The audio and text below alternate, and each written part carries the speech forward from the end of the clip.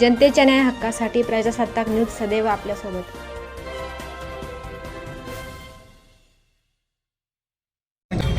नुकत्याच नगरपालिका निवडणुका संपल्या। निवडणूक आयोगाचे अनेक वेगवेगळे किस्से देखील अशा समोर आले आणि आज पुन्हा एकदा महापालिकेच्या अनुषंगानं निवडणूक आयोगाची पत्रकार परिषद होती। एक आमदार म्हणून काय वाटतंय तुम्हाला? असं आहे की अनेक वर्षांपासून या सगळ्या निवडणुका प्रलंबित आहेत। नवी मुंबईसारख्या तर महापालिकांचं तर अशी परिस्थिती आहे की 5-5, 6-6 वर्ष झालेली आहेत की त्या निवडणुका प्रलंबित आहेत आणि प्रशासक राजमध्ये शहरांचं कसं नुकसान होतं हे आपण सातत्याने पाहिलेलं आहे आणि म्हणून लवकरात लवकर निवडणुका झाल्या पाहिजे आणि लवकरात लवकर लोकांमधून निवडून आलेले नगरसेवक, महापौर हे सगळे लोक त्या ठिकाणी बसले पाहिजे जेणेकरून शहरांचा कारभार चांगल्या पद्धतीने होऊ शकतो। हे होत असताना एवढीच एक माफक अपेक्षा आहे तर निवडणूक आयोगाने नवीन काही त्याच्यामध्ये परिपत्रकं काढून गोंधळ अजून निर्माण करू नये एवढीच एक माफक अपेक्षा एक राजकीय कार्यकर्ता म्हणून माझी आहे। दुबार मतदारांची अजूनही संख्या मोठी दिसून येते, त्या संदर्भात निवडणूक आयोग काही करताना दिसत नाहीये।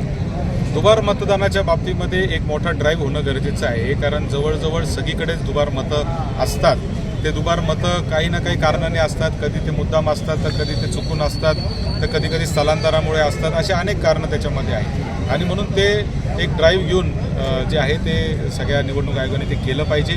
आता आम्हाला नगरपालिकेच्या मतदानात असं जाणवलं की दुबार मतदान असेल, समजा प्रभाग क्रमांक 5 मध्ये पण मतदान आहे आणि 10 मध्ये पण त्याचं मतदान आहे, तर एका प्रभागात यांनी प्रशासनानेच काट मारून टाकलेली आहे। म्हणजे तो राहिला खरंच तिथं आहे का नाही त्याची शहनिशा न करता काट मारून टाकली आहे। तो तिथं मतदानाला गेला, तिथं गेल्यावर लक्षात आलं अरे माझ्या मतदानावर तर काट मारलेली आहे आणि त्याला सांगितलं इथं नाही, तुम्ही त्या प्रभागात जा जिथं त्याचा उमेदवार नाही, जिथं त्याची ओळख नाही, पाळख नाही, तिथं जाऊन त्याला मतदान करावं लागलेले आहे। अशा अनेक घटना ज्या आहेत त्या नगरपालिकेच्या निवडणुकीत झाल्या। महापालिकेला आणि जिल्हा परिषद पंचायत समितीला तरी प्रशासनाने ही काळजी घ्यावी अशी माझी विनंती आहे। नाशिकहून पुण्याला जाणारी जी हायस्पीड रेल्वे आहे ती खरं तर संगमनेरहून प्रस्तावित होती, जागेचं भूसंपादन देखील अनेक ठिकाणी झालेलं आहे, मात्र ऐनवेळी ती शिर्डीवरनं वळवण्यात आलेली आहे। कुठेतरी हे राजकीय षडयंत्र आहे असं वाटतं का आणि कसं जन आंदोलन आता तुम्ही या विरोधात उभारता?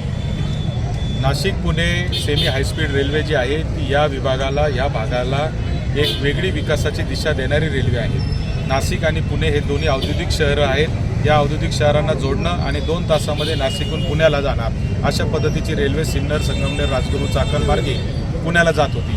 ती आता काही कारणास्तव शिर्डीवरून अहिल्यानगरहून पुणे अशी प्रस्तावित केलेली आहे। मुळात नाशिक शिर्डी रेल्वेलाही आमचा विरोध नाही आणि अहिल्यानगर पुणे रेल्वेलाही आमचा विरोध नाही, तेही रेल्वे झाल्याच पाहिजे कारण आजही नगर शहरातून पुण्याला जाताना वाया दौंड जावं लागतं हे चुकीचं आहे किंवा नाशिकवरून शिर्डीला जाताना वाया मनमाड जावं लागतं ते चुकीचं आहे। त्यामुळे त्याला आमचा विरोधच आहे। त्या दोन्ही रेल्वे ह्या झाल्याच पाहिजे असं आमचं मत आहे।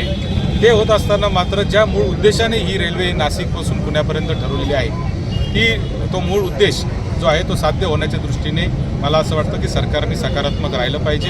या रेल्वेमध्ये छत्रपती शिवाजी महाराजांची जन्मभूमी असलेली शिवनेरी देखील आता वगळण्यात आलेली आहे। मला असं वाटतं कुठंतरी हे सगळं अन्यायकारक आहे, सरकारने याच्यात सकारात्मक राहिलं पाहिजे। आपल्या परिसरातील ताज्या घडामोडी पाहण्यासाठी आजच प्रजासत्ताक न्यूज 24 ला सबस्क्राईब करा आणि 10 अपडेट तसेच लाईक अँड शेअर करायला विसरू नका। प्रजासत्ताक न्यूज सदैव आपल्यासोबत।